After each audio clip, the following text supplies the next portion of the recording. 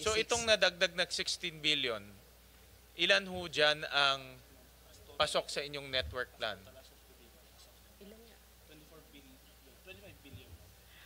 As of today po, sa 32?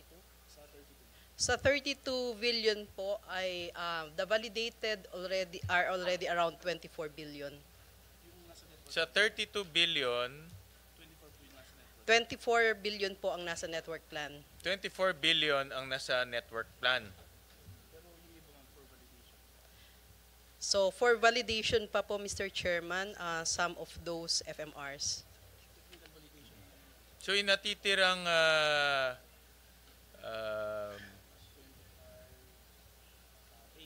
8 billion, wala to sa network plan. Wala pa po. We still Hindi, have wala to pa, wala pa o wala?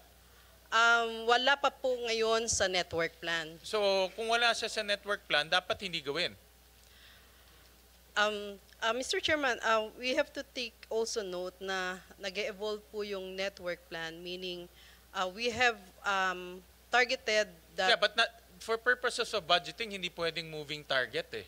Okay. Diba? Hindi pwedeng moving target. Okay yung prospective.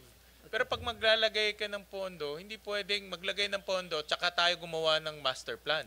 Parang po. sinushoot mo yung master plan sa pondo eh. Correct po. Dapat yung pondo i-shoot sa master plan, di ba? Correct po. And marami pa po tayong nasa master plan that has yet to be funded. Correct. So, ang tanong ko nga, dito sa 32 billion, ilan ho dito ang pumasok na sa, o ilan dito ang hindi pasok sa master plan nyo ngayon?